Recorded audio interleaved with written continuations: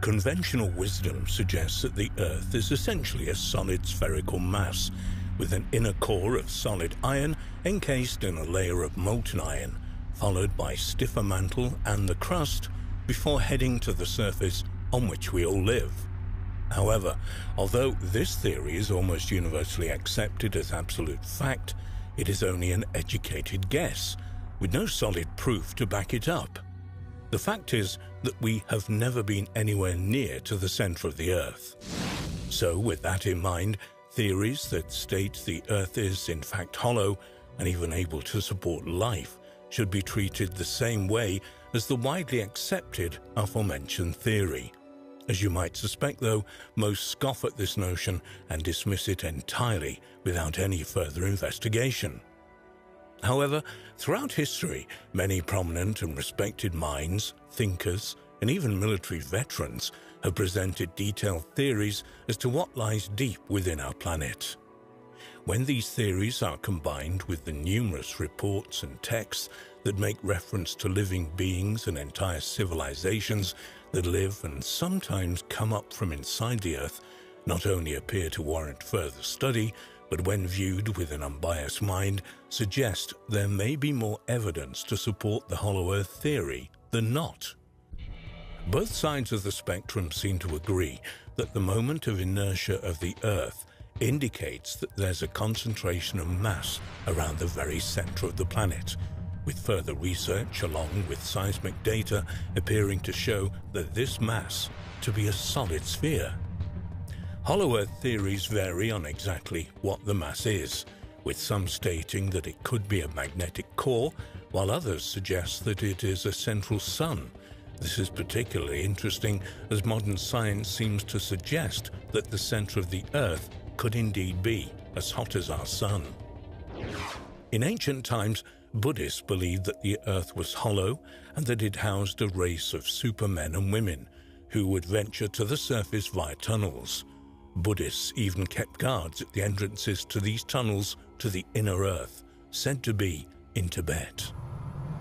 In other Tibetan, Indian and Hindu texts, an ancient kingdom called Shambhala is described, said to be located deep within Inner Asia, while other texts from India, such as the Ramayana, speak of the Avatar Rama, a great blue being from deep within the earth. In the 1600s, as Western cultures were beginning to come out of the Dark Ages, where science and free thought was frowned upon by the Catholic Church, many scientists and philosophers murdered by the Church as heretics, there were prominent and influential figures who had come to their own conclusions about the Earth and if it was hollow or not. It should also perhaps be noted that although these thinkers were no longer forced to operate in secrecy under the threat of death, they were still kept a very close eye on by society's elites. Edmund Halley, perhaps best known for his discovery of Halley's Comet, was just one who theorized that the Earth was indeed hollow during this time. Using much of Isaac Newton's work on gravity to prove his theories, he claimed that the Earth was hollow and had a shell around 500 miles thick, had an innermost core, and was capable of supporting life. He went on to state that an atmosphere filled the space inside the Earth, and that the outer shell and the inner core both had their own magnetic poles that caused them to rotate at different speeds. Leonid Euler, a Swiss physicist, also proposed that the Earth was hollow during his time in the 1700s. Like Halley, he claimed that the Earth had a very thick outer shell, but at its core was a central sun. The sun, he claimed, provided heat and light for the inhabitants of the inner Earth. Interestingly, Euler went on to claim that the inner Earth could be accessed through huge entrances both at the North and South poles. It's claimed by some people today that such applications as Google Earth have purposely attempted to hide these entrances, although there are some photographs that appear to show the opening that Euler claimed. As recently as the 1940s, there have been claims of an inhabited inner world, perhaps none more high-profile than those made by Admiral Richard Byrd following Operation Highjump in 1947. Operation Highjump was a multinational effort led by the United States to establish a base at the North Pole. On the 19th of February 1947, Admiral Boyd led a squadron of planes over the North Pole. He claimed that he could see vegetation and animals that shouldn't have been there, and ultimately that he saw a huge opening that led inside the Earth. However, perhaps even stranger, Byrd stated that out of nowhere there were strange flying crafts that got so close to them that they could see what looked like very similar to swastika markings on them. His airplane would not respond, and he was essentially in an invisible vice grip of some kind. Byrd went on to say that he was taken inside the Earth where he noticed great lakes and vegetation, and that the inner Earth had an inner sun. He was greeted by the beings that resided there.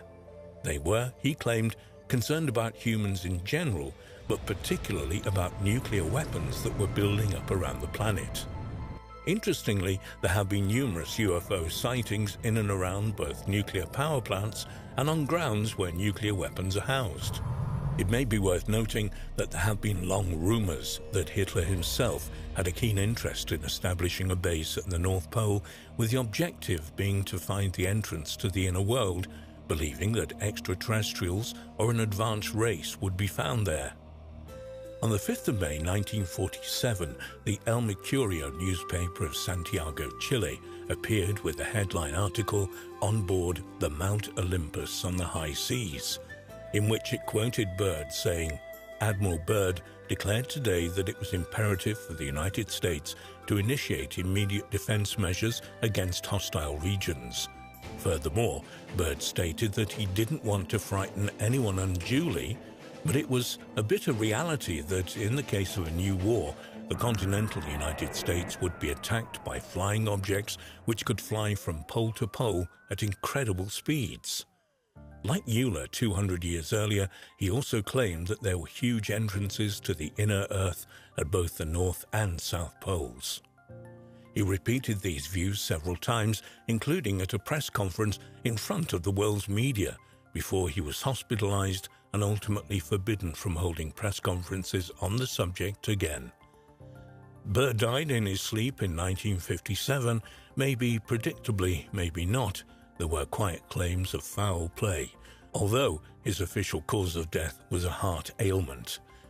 Perhaps also worth checking out is Byrd's son, Richard Byrd Jr., who was 6 years old in 1947 and had accompanied and witnessed his father's claims. He was found dead mysteriously in a New York warehouse and had, by all accounts, had various trying times during his life. Perhaps the most interesting of all the Hollow Earth claims are those made by the Native American Hopi tribe, who have lived upon the plains of northern Arizona for thousands of years. According to their ancient writings, it was here that their gods instructed them to settle and build up villages in the rock, which look very similar to modern apartment blocks. Here, they were taught to grow corn, beans, and squash, and thrived as a civilization. Key to the Hopi's existence was the Ant people, who had guided their tribe safely during two cataclysmic events. In the First World, which was destroyed by fire, and the Second World, which was destroyed by ice, the tribe had each time been guided by a strange cloud during the day and a moving star during the night until they came to the god-named Satu Knang, who in turn led the Hopi to the Ant people. The Ant people had lived on Earth since the first time and now housed themselves deep within the planet. They offered the Hopis safety until it was safe to return to the surface of the Earth, and also taught them skills such as food storage, rationing, and how to sprout beans inside the cavern under the ground. Not only is this another reference to the Hollow Earth theory, but it also lends a certain amount of support to the ancient astronaut theory and the Anunnaki. The Hopi word for ant is Anu. Anu was a Babylonian sky god, the Anunnaki. Not only this, but Naki in Hopi means friend. Ant friend, Anunnaki. Coincidence or evidence? We should perhaps stress that not everyone agrees with that interpretation.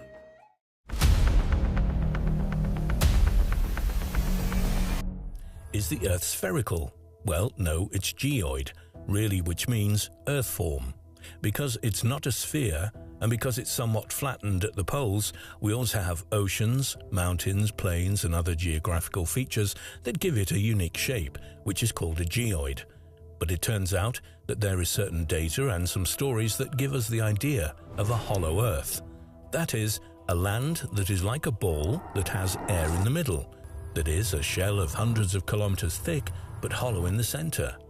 Here we will tell one of the most amazing stories about the hollow Earth. The hollow Earth was a concept proposing that the planet Earth is entirely hollow or contains a substantial interior space, notably suggested by Edmund Halley in the late 17th century. However, the notion was first disproven in 1740 and again in 1774 by Charles Hutton.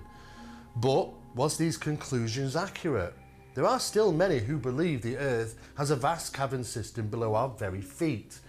On the surface, the Mammoth National Park in central Kentucky encompasses around 80 square miles, but underneath lies a twisted labyrinth of limestone caves, creating a network that earns the title the longest cave system in the world.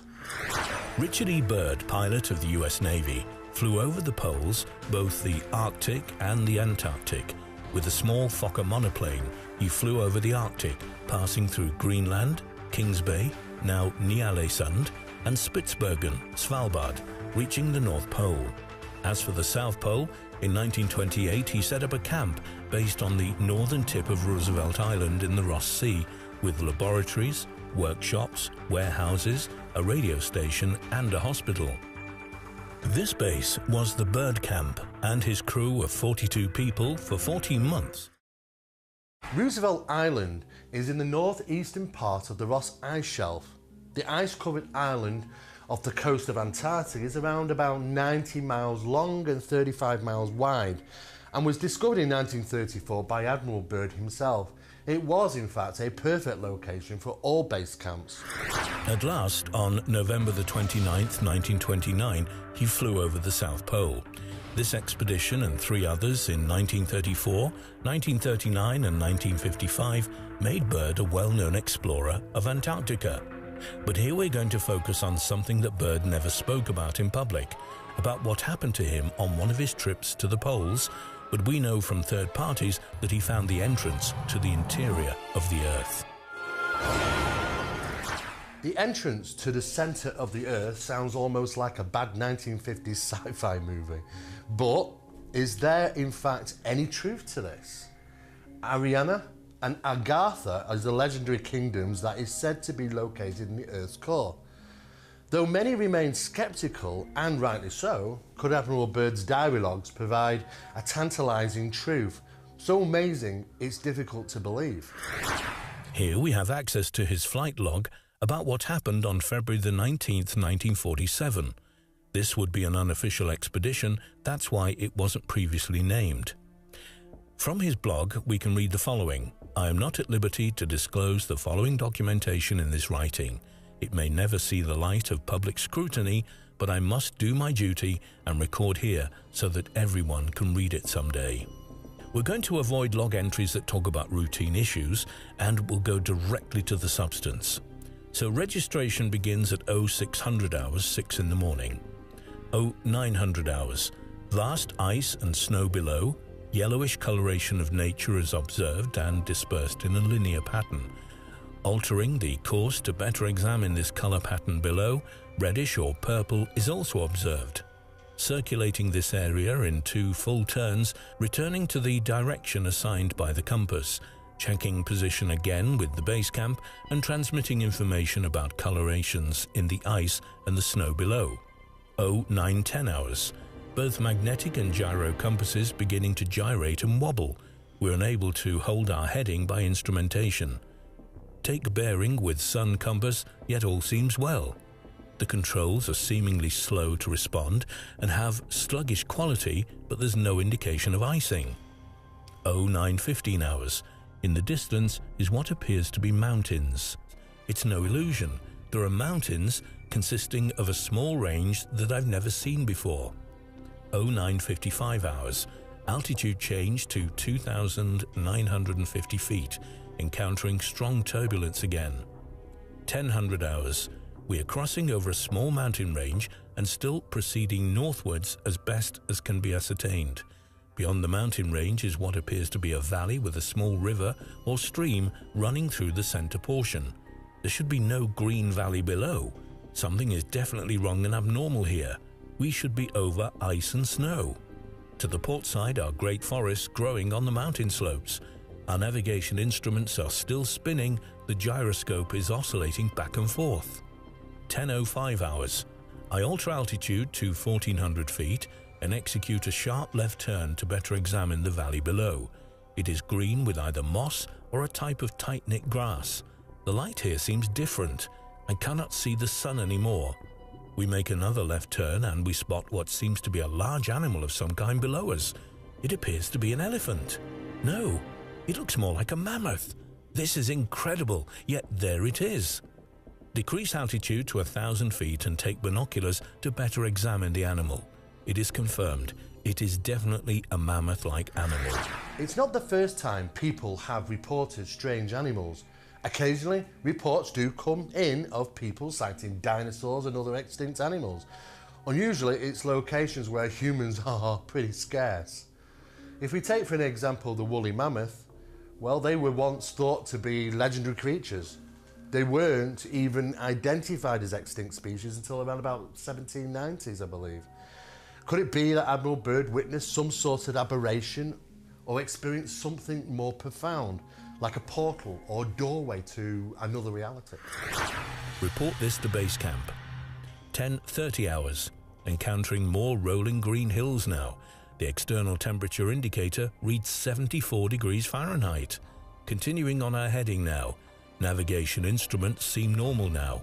I'm puzzled over their actions. Attempt to contact base camp. Radio is not functioning. 11:30 hours. Countryside below is more level and normal, if I may use that word. Ahead we spot what seems to be a city. This is impossible. Aircraft seem light and oddly buoyant. The controls refuse to respond. My God, off our port and starboard wings are a strange type of aircraft. They're closing rapidly alongside. They're disc-shaped and have a radiant quality to them. They're close enough now to see the markings on them. It's a type of swastika. This is fantastic. Where are we? What has happened? I tug at the controls again. They will not respond. We're caught in an invisible vice grip of some type. 11:35 hours. Our radio crackles and a voice comes through in English with what perhaps is a slight Nordic or Germanic accent. The message is, "Welcome, Admiral, to our domain. We shall land you in exactly 7 minutes. Relax, Admiral, you are in good hands." I note the engines of our planes have stopped running, but the aircraft is under some strange control and is now turning itself. The controls are useless. 11:40 hours. Another radio message received. We begin the landing process now, and in moments the plane shudders slightly and begins a descent as though caught in some great unseen elevator. The downward motion is negligible and we touch down only with a slight jolt. 11:45 hours. I'm making a hasty last entry in the flight log.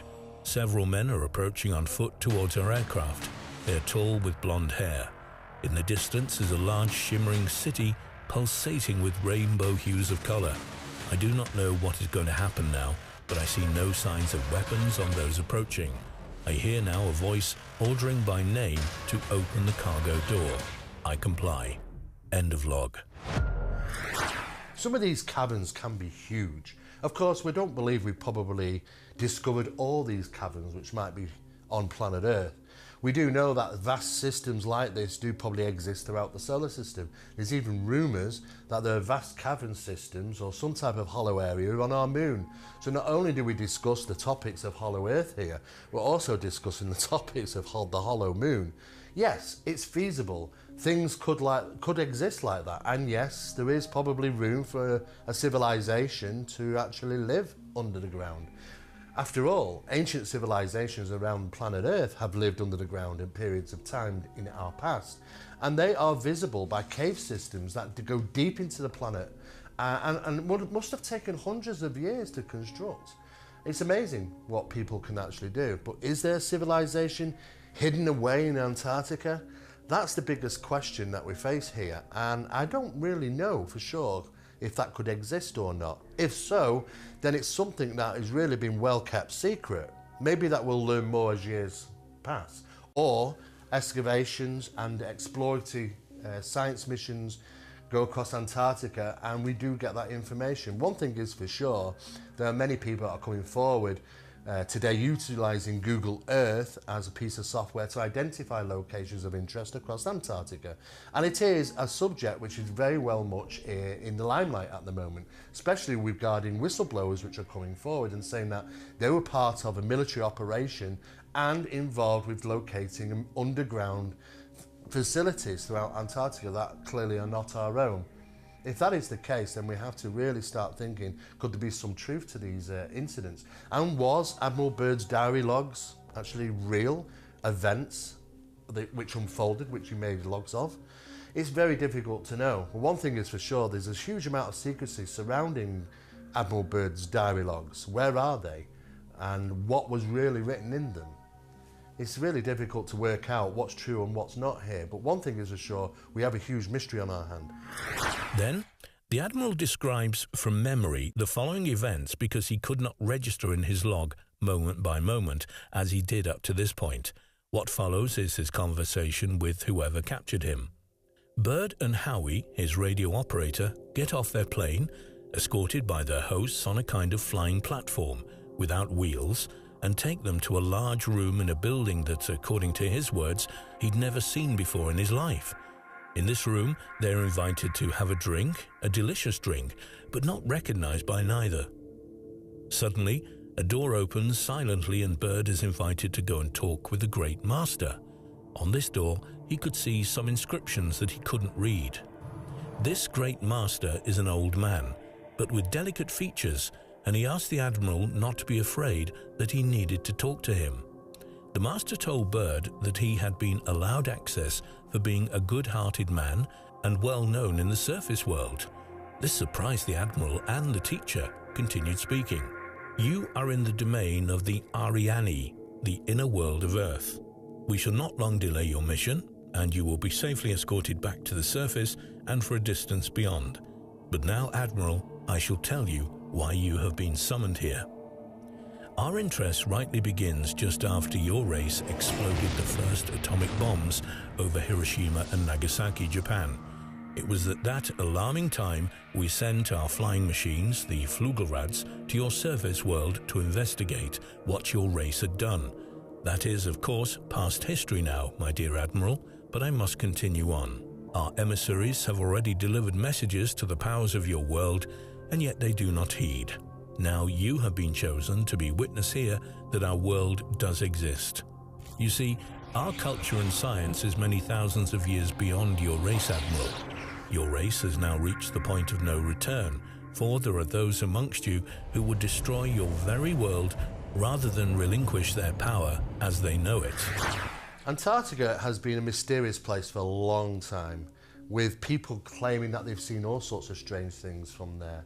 There was, in the 1970s and to the 1980s, people who reported seeing a very large black hole over Antarctica. There was, in fact, one satellite photograph that circulated the internet. However, it turned out that it was actually part of the actual photographic process and the arm of the photographic telescope which caused this round hole to appear in the middle of the Antarctic. That was pretty much realised very quickly. However, it didn't stop people coming forward with conspiracy theories that there was a massive cover-up. There was a huge hole in the Antarctica where objects, flying discs and things would enter in and come out of. And of course, the governments of the world were keeping that very hush-hush.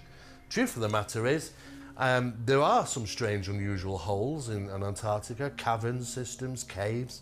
Could they be a place which are entrances to another world? Who really knows? It seems that Antarctica is well off the map for being a location where you can visit. It seems very difficult to find out any information about Antarctica these days, even though in the 21st century we all have access to computer and software systems which might be able to utilise satellites to find locations. There are still areas completely blacked out. We have to question, why is that?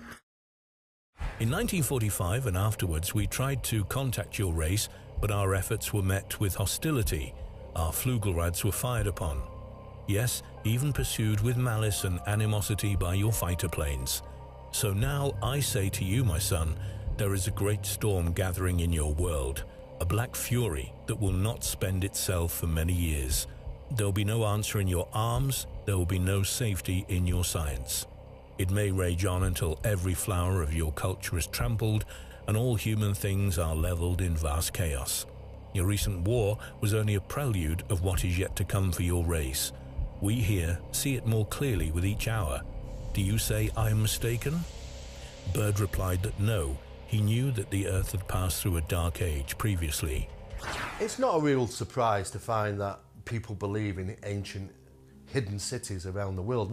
We've already discovered ancient cities before. We still know that there are some ancient cities which haven't been found yet, which we believe exist, such as the lost city of the Amazon.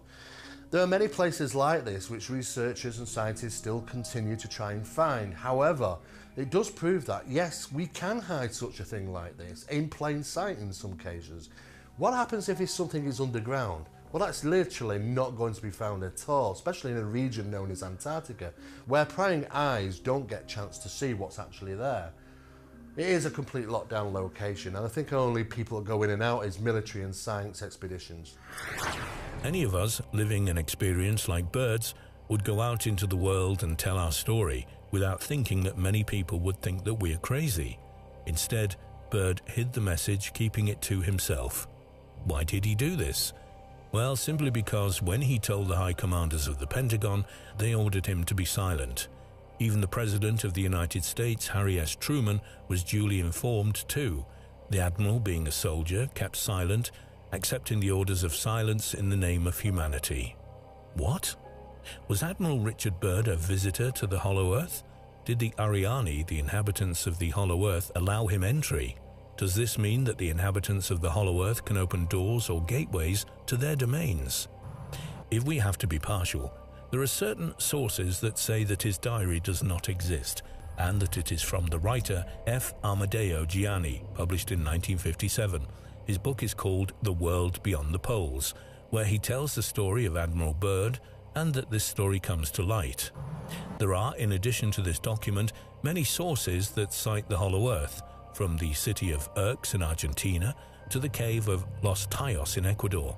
Not only would there be entrances to an underground world, but also a kind of entrance hall to the Hollow Earth itself. In ancient times, the concept of a subterranean land inside the Earth appeared in mythology, folklore and legends. The idea of a subterranean realms became intertwined with the concepts of places and origin of even afterlife, such as the Greek underworld. Even the Tibetan Buddhists believe that there is, in fact, an ancient city called Shambhala, which is located inside the Earth. If we believe in the Admiral's diary, the Ariani have been sending their UFOs, called Flugelrads, for years. They would bring their message of peace so that we take care of our planet, but then man attacks the UFOs, preventing them from delivering the message. So is there any new evidence to support Admiral Byrd's claims? It's been a long time since Admiral Byrd visited Antarctica, as you can well imagine. Well, there are whistleblowers that have come forward, as I've previously mentioned, who talk about coming across certain facilities that look to be advanced technology, look to be that they may have not been created by us. If that is the case, then that lends even new theories and new ideas about what is really going on in Antarctica. There is even speculation that numerous officials, presidents and astronomers and scientists had a gathering at Antarctica not too long ago. If that is true, then we have to ask the questions why. Was this some mass discovery that needed their input? It's interesting to note that there seems to be evidence to support that these people were around the Antarctica location at that given time. Why astronauts? Why scientists? Why presidents? It would suggest that something of major was discovered, and Antarctica. And if that is the case, then could it have been this lost city, the lost city that Admiral Byrd claimed to have witnessed? Recall the case of the Battle of Los Angeles. A UFO of gigantic dimensions on February the 25th, 1942, flew over Los Angeles, generating alarm since the United States had entered World War II less than 3 months earlier. Was it a Flugelrad sent by the Ariane to try to stop the Second World War, and that it wanted to communicate with the high commanders of the United States? If so, obviously the dialogues between the Ariane and the humans ended before we started. Maybe because of this, we can never get in touch with the other inhabitants of our world.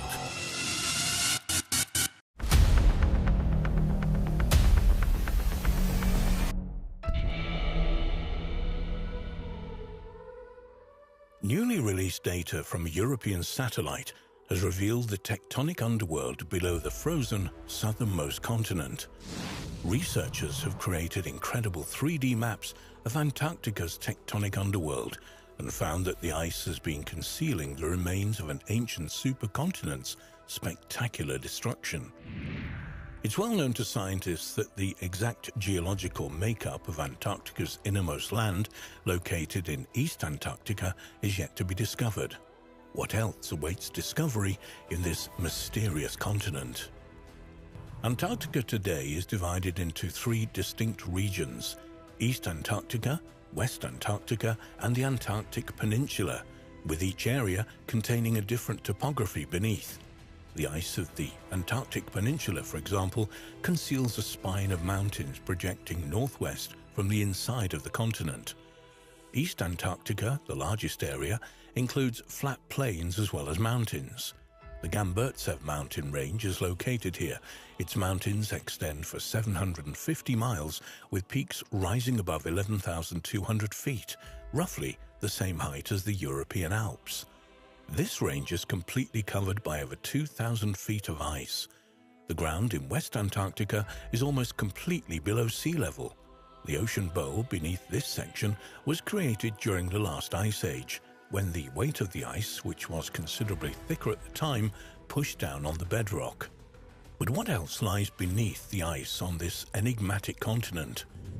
In November 2018, news outlets around the world reported that incredible data about Antarctica had been obtained from a defunct European satellite.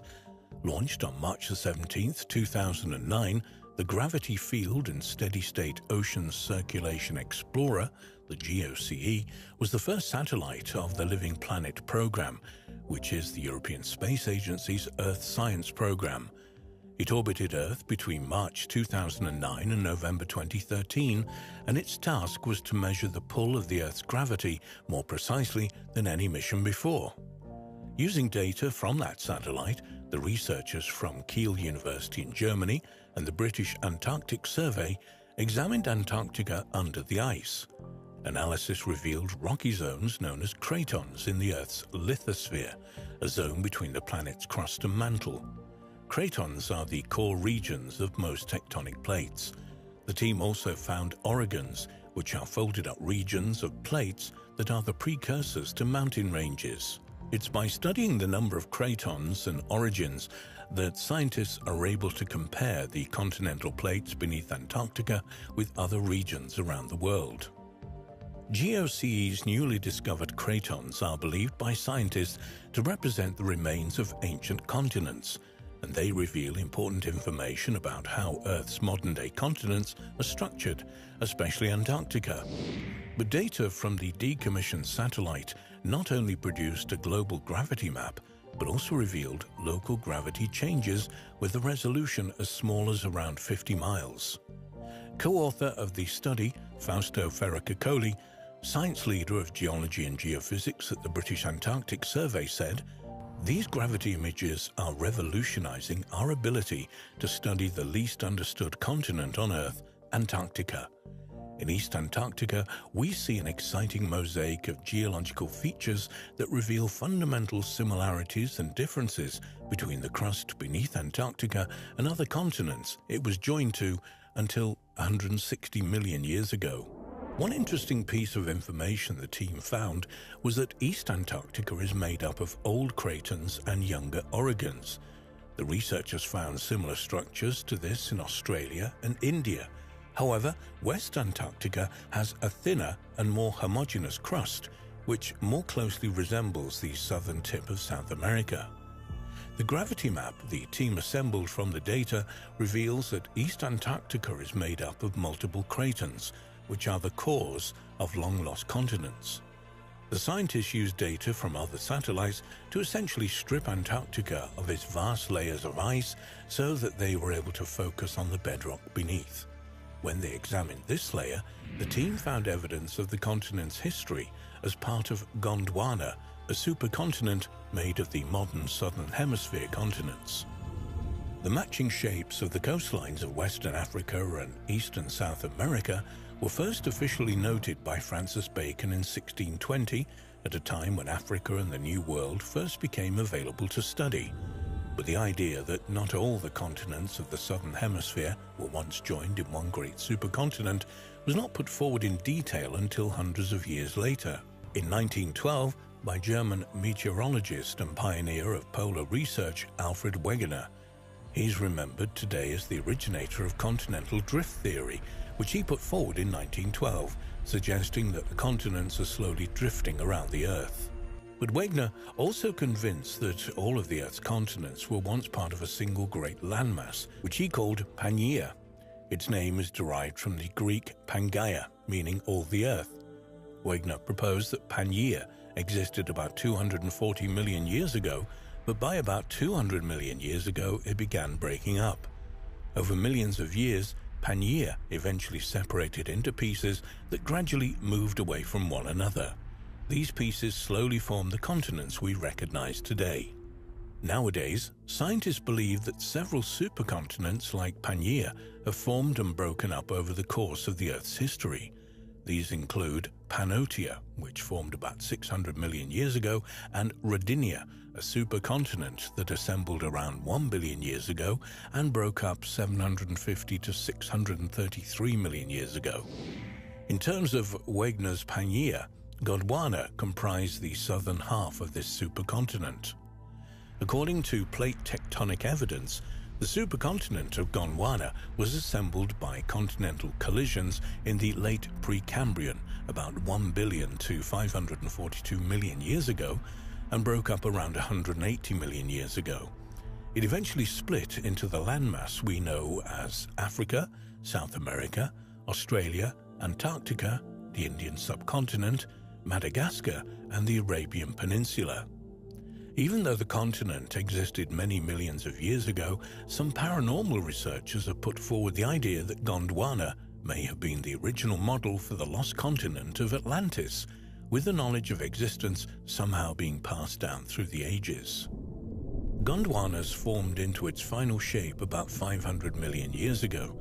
By this time, primitive multicellular organisms had evolved, as revealed by the rare fossils left from this period, which include segmented worms, frond-like organisms, and round creatures similar to modern jellyfish. When Gondwana represented Earth's southerly supercontinent, the planet was a lot warmer than today, and crucially, there was no Antarctic ice sheet. It was also a time, the Jurassic period, when dinosaurs still roamed the Earth and huge areas of Gondwana were covered with lush rainforest.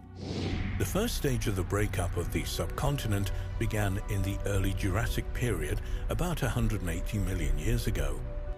This new information contained in this gravity map gives scientists more knowledge about how the Antarctic continent was formed. But perhaps just as importantly, it tells scientists what will happen to it in the future. Antarctica is melting at a fairly rapid rate, and being aware of its underlying structure can tell us how this will happen and perhaps how it will eventually recover. In December 2019, it was revealed that a new map of the mountains, valleys, and canyons concealed beneath Antarctica's ice had revealed the deepest land on Earth, and would help predict future ice loss. The new NASA map, called Bed Machine Antarctica, collects together ice movement measurements, seismic measurements, radar and other data points to assemble what is hoped to be the most detailed picture ever of Antarctica's hidden features. According to NASA's website, Bed Machine is a new Antarctic bed topography product based on ice thickness data from 19 different research institutes dating back to 1967, encompassing nearly 1 million line miles of radar soundings. Bed Machine relies on the fundamental physics-based method of mass conservation to estimate what lies beneath the radar sounding lines, utilizing highly detailed information on ice flow motion from satellite data that dictates how ice moves. Originally, NASA's bed map was a result of work led by the British Antarctic Survey, where researchers assembled decades' worth of geophysical measurements. In operation from 2013, BedMap 2, like the original BedMap, was a collection of 3 data sets: surface elevation, ice thickness, and bedrock topography. One important discovery made by Bed Machine Antarctica was of previously unknown topographical features, such as the broad ridges that shield the glaciers flowing across the Transantarctic Mountains, which separate East and West Antarctica. Bed Machine also discovered the world's deepest land canyon below Denman Glacier in East Antarctica, an astonishing 11,000 feet below sea level. As a comparison, the lowest exposed region of land on the Earth is the Dead Sea, which sits a mere 1,419 feet below sea level.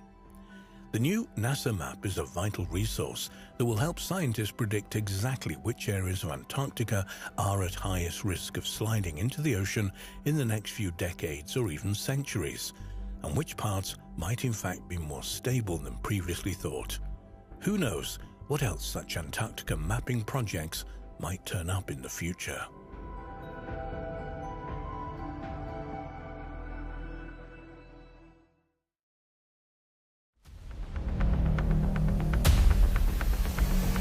Secret alien or Nazi UFO bases in Antarctica. It's an intriguing idea and popular with many ufologists. Now, whilst admitting that reality is often much stranger than fiction, which is this, reality or fiction? As always, let's take a look at the evidence. The notion that Nazi Germany had a secret UFO base in Antarctica is one of the most famous ideas associated with the end of the Second World War. Specifically, that a number of secret factions of Nazis escaped and set up a secret underground base to aid in the development of their top-secret flying saucer program. Such stories have been circulating for decades, adding uniquely to popular theories about alien visitors that remain a hallmark of modern UFO lore. This idea has had renewed attention during the past few years, thanks to widespread attention given to a 2006 discovery by Ohio State University scientists who found a gravitational anomaly located below Wilkes Land, Antarctica. This has been interpreted by some as being the long sought-after secret Nazi UFO base. However, it has turned out to be simply an impact crater with a typical mass concentration at its center. It should be noted, firstly, that there is some legitimacy to the idea of a Nazi presence in Antarctica during the years leading up to World War II. In fact, the icy continent's strategic importance prompted an expedition by Germany between 1938 and 1939. This remains a significant contributing factor in the beliefs that the Nazis may have tried to establish a permanent stronghold at the South Pole. It is also well known that a variety of advanced aircraft had been designed by the Germans towards the end of the war, including suggestions that some of these resembled flying saucers. Though in fairness, no verifiable reports have been found that would indicate the veracity of the claims about Nazi flying saucers. In large part, the crux of the entire Nazi UFO affair has long remained centered around a device known as Die Glocke, or the bell. This was a conjectured Nazi weapons project, rumoured to have been anything from some kind of experimental anti-gravity device to a special anti-aircraft weapon. Unfortunately, there's a lack of good source material about Die Glocke that can help support the case that such a device ever existed.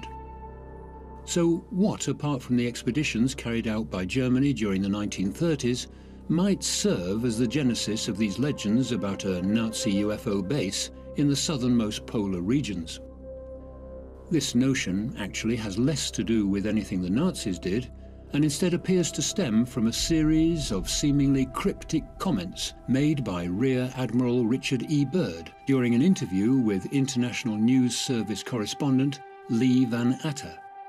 It's important to interject at this point that Byrd was a highly respected American adventurer and hero, known for his pragmatic and down-to-earth views and his proven extreme courage in the face of adversity. The interview, which took place on board the USS Mount Olympus in 1947, appeared in the Wednesday, March 5, 1947 edition of a Chilean newspaper, El Mercurio. Admiral Byrd declared that it was imperative for the United States to initiate immediate defense measures against hostile regions, potentially using Antarctica as their base. He further stated that he didn't want to frighten anyone unduly, but that it was a bitter reality that in the case of a new conflict, the United States could be attacked by, quote, flying objects which could fly from pole to pole at incredible speeds. As one can see, such wording easily lends itself to the idea of a connection between the Nazi UFO myth and something going on at the South Pole. What kind of perceived threat prompted Byrd to make such claims during the interview? Had some kind of danger actually existed in the southernmost extremities of Antarctica just after World War II? And if so, what was the nature of this threat? And could it have been associated with the technological carryovers from Nazi Germany, as some UFO researchers have already speculated over the years? Byrd had been tasked with leading the ill-fated Operation Highjump, which occurred between late 1946 and early 1947 and involved an extremely heavy military presence. Hence, some in UFO circles have gone so far as to suggest that Byrd's Operation Highjump represented a secret battle between US forces and a group of Antarctic residents with advanced Nazi UFO technologies. After all, what else might have sent Byrd and his scores of ships and aircraft packing so quickly, terminated 6 months earlier than expected after embarking upon this extensive and extremely well-funded military expedition? The theory about Nazi UFOs would also seem to explain Byrd's cryptic warning.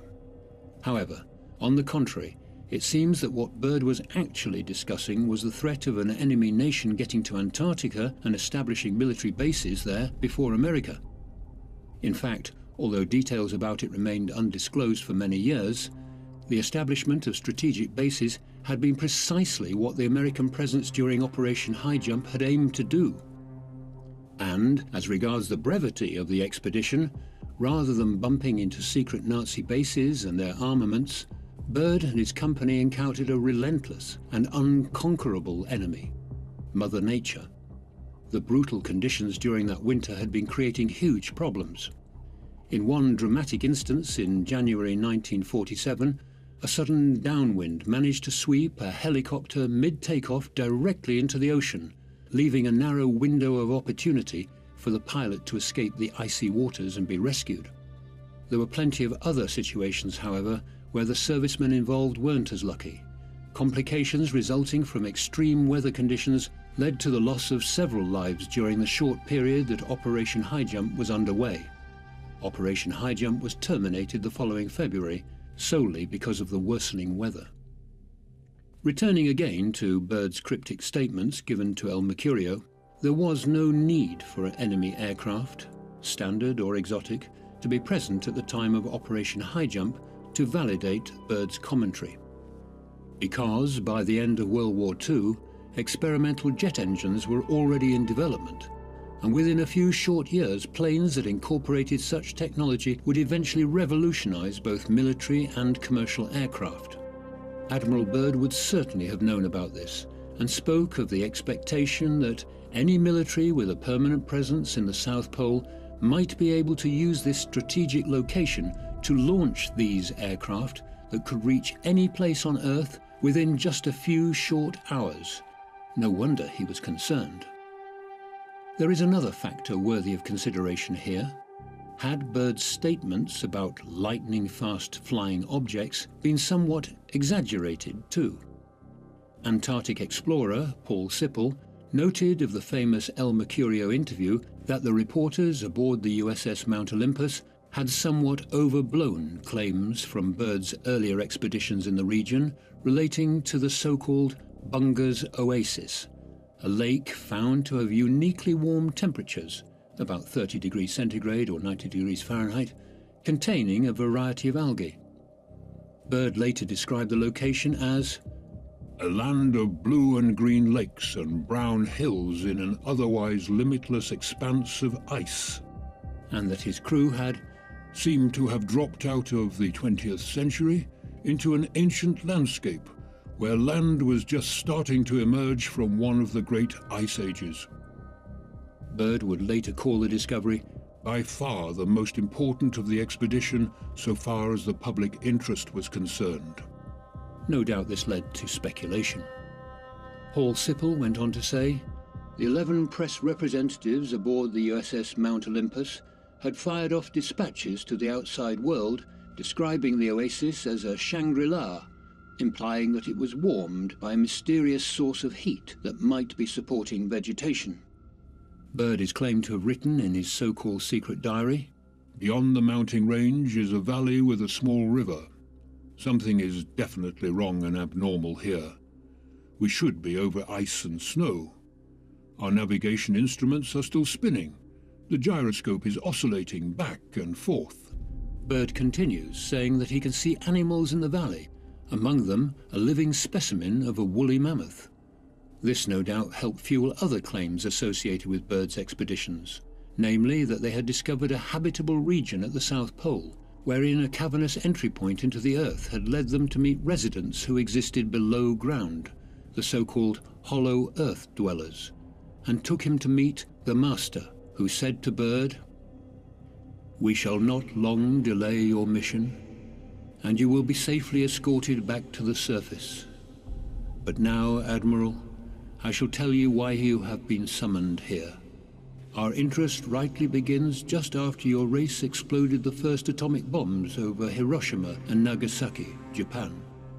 It was at that alarming time that we sent our flying machines, the Flugelrads, to your surface world to investigate.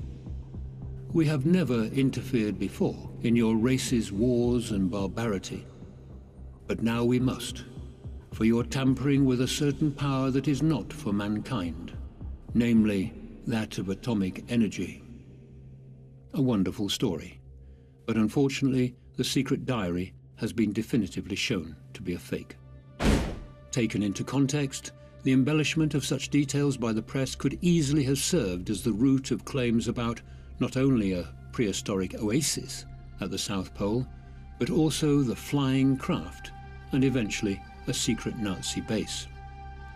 Again, it seems likely that Bird had been making a general statement about the potential uses of enemy aircraft during the coming decades, in the sense that a hostile nation, should they ever establish a base at one of the poles, might use the area as a centralized point for launching attacks against the US mainland. Indeed, Bird had previously suggested that the US might wish to establish such a base at the North Pole. Hence it seems clear that he viewed the polar extremities as militaristically advantageous locations. Finally, Bird's phrase, "in the case of a new conflict," seems to further indicate that his statements dealt not with any existing menace, but instead with the potential for a future threat by an enemy nation. With World War II still fresh in people's minds, many at the time shared concerns such as these. All speculation aside, what we are left with is very little ground for believing that Operation Highjump ended prematurely due to the presence of hidden subterranean races, attacks by woolly mammoths, or even Nazi flying saucers. Few would argue, however, that the various grains of truth pertaining to Bird's historic operations have seeded themselves in the fertile grounds of myth and speculation, taking on a new and fascinating life of their own throughout the past several decades. One of the most significant researchers in this area is Micah Hanks, the author of Magic, Mysticism and the Molecule. In his book, he presents his investigative analysis of ancient magical practices, mystical states, and out-of-body encounters through altered states of consciousness. Micah also explores stories of mythical animals and lands, and critically for our consideration of Operation Highjump, secret advanced technology. Micah is fascinated that there continues to be growing interest in Antarctica and the talk of secret meetings being held there by US presidents, astronauts and scientists. One of the more recent discussions circulates around the discovery of an ancient civilization buried beneath the ice, a civilization that had a complex society. There have even been claims of frozen pyramids, photographs of which were published on the internet a few years ago. Dr. Mitch Darcy, a geologist at the German Research Center for Geosciences in Potsdam, said, "The pyramid-shaped structures are located in the Ellsworth Mountains, which is a range more than 400 kilometers long, so it's no surprise that there are rocky peaks cropping out above the ice. The peaks are clearly composed of rock, and it's just a coincidence that one particular peak has a pyramid-like shape. By definition, it is a nunatak, which is simply a peak of rock sticking out above a glacier or ice sheet. This one has the shape of a pyramid, but it doesn't make it a human construction. Pyramid-shaped peaks are very common. The Matterhorn in the Alps and Mount Búlandstindrið in Iceland are notable examples." Though there are many hard facts here, they do not deter the hardline theorists. They continue to believe Antarctica is the home of a number of secret bases, when in reality there's no advantage in having a secret base in Antarctica, because if there were, the world's governments would already have had a very public fight over it, and there is no evidence of that at all. Seemingly, all the South Pole is rich in is natural diversity and scientific opportunities, and long may it stay that way. Antarctica remains the last fully unknown area of land on planet Earth. Buried under thick sheets of ice, we can only guess what secrets might reside beneath. Perhaps because of this, there are many conspiracies and rumors that swirl around the icy continent, many of which revolve around UFOs and an extraterrestrial presence there, one that various governments of the world may even be aware of. Maybe the best place to start would be a brief recall of the claims surrounding Operation Highjump, a United States-led operation which took place in early 1947 as they looked to establish a research base at the South Pole, at least officially. According to some research, following the transplantation of German engineers and scientists to the United States as part of Operation Paperclip in the aftermath of the Second World War, they had learned of an already established base of the Third Reich in the frozen world of Antarctica, a base, incidentally, that also had an alien presence. With an apparent cover story of wishing to establish a research base in place, the operation was led by highly respected naval officer Rear Admiral Richard Byrd, and it would be Byrd's own writings and testimony that would seemingly reveal the real reasons for the mission. On the afternoon of February the 19th, 1947, Byrd took to the skies for a reconnaissance flight over the frozen continent. However, according to his diary notes, flight entries and press conferences he would give in the days and weeks following the flight, instead of seeing thick, rugged sheets of ice, he found himself looking down on lush green vegetation, as well as mammoth-like beasts and other animals that he claimed shouldn't have been there. He would elaborate that he found himself looking at a huge opening, and that when he followed it, he found himself inside the Earth itself. It appeared he was flying over a huge city as he entered a mammoth cavernous opening. Then, things turned even stranger. Byrd claimed that something took over his plane, while at the same time, a voice came over the radio bidding him welcome. It had, he recalled, a strong Nordic or German accent. He further noticed several round, circular-shaped objects approaching him.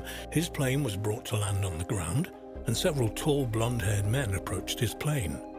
His last flight note declared that a voice from outside his plane was ordering him to open the cargo doors. According to what he would later tell the Chilean newspaper El Mercurio, he and his men were accompanied to a large building where they were served drinks unlike anything they had previously tasted. He then claimed to have met with representatives of a race that resided in the inner earth. They told him that they had been allowed to enter unharmed as they were aware of his noble character. He would further reveal that the atomic bombs dropped on Nagasaki and Hiroshima had created concern among their kind regarding the human race, and that they now felt compelled to intervene should such an event appear likely in the future. Perhaps most alarming of all, particularly in light of his statement that the inner race felt compelled to intervene in human affairs, was his claim that the United States military had to prepare for attack from objects that could fly from pole to pole at incredible speeds. Whether we should take Byrd at his word or treat his claims with a pinch of salt remains open to debate. It is perhaps interesting, though, that he was hospitalized only days after his press conference, and what's more, despite his renowned reputation, he was never again allowed to speak publicly about his experiences again, at least in an official capacity. In his writings around a decade later, Byrd would write that he had been ordered to remain silent on his encounter for the sake of humanity. While the claims of Richard Byrd were one of the first mysterious events surrounding Antarctica, one of the most recent is no less mysterious or thought-provoking. It occurred at some point in the late 1990s or early 2000s, deep below the Russian research facility Vostok Station. It had long been suspected by scientists that a great lake of water flowed below the ice since the base had been first established in 1957. The presence of the vast lake under the sheets of ice was finally confirmed in 1993 after 3 decades of tests and experiments by both Russian and British scientists. What is further interesting about Lake Vostok is that scientists believe its environment is very similar to that on Europa, one of the main moons of Jupiter, and a celestial body that many believe could well harbour life. And it didn't take long for the scientists with an interest in studying Europa to turn their attention to the lake under Vostok Station. It also didn't take long for conspiracies and alleged leaked documents to find their way into the public domain. The general thrust of the claims are that a secret and ultra-specialized elevator was painstakingly installed through the thick ice and eventually down to the environment below, including Lake Vostok. What's more, according to a whistleblower testimony from someone who claims to have worked on the project, Dr. Anton Padalka, who had sought sanctuary in Switzerland after allegedly abandoning the operation, they found a lot more than they were expecting. Padalka claims the team discovered a 14-armed octopus in the waters of Lake Vostok. This octopus was unlike anything they'd previously seen, with the glass octopus being the closest comparison. According to Padalka, not only did this being seem to have superior intelligence to a standard octopus, it could paralyze a person with its venom from 150 feet away. Even more remarkable, it had the ability to change its form and mimic a number of other aquatic creatures. By the time the research team had realized it could also assume the form of a person and mimic the crew, it was too late to save one of the biologists from being ripped to pieces by this apparent alien life form. It was eventually captured, whereupon Russian military officers arrived at the base and confiscated it. Its whereabouts now is unknown, but rumblings among the crew were that these would be attempts to weaponize the alien DNA of the unsettling aquatic alien, which would ultimately lead Padalka to publicly reveal what he knew. There have, of course, been further claims of bizarre and suspicious goings-on over Antarctica as the 2000s have unfolded. Many people have claimed to have spotted anomalous facilities and even crashed UFOs using Google Earth, for example. And while some of these are more convincing than others, they are all intriguing. Without a doubt, one of the most thought-provoking and unsettling claims of unusual activity involving potentially alien bases in Antarctica actually made the pages of the tabloids in 2016, following the claims of archaeologist Jonathan Gray. Gray would state that he had in his possession video footage filmed in Antarctica by an American television crew from California who had been missing since 2002, a short time after the footage had been recorded. Gray put forward that video showed spectacular ruins of the frozen continent as well as an intense American military presence.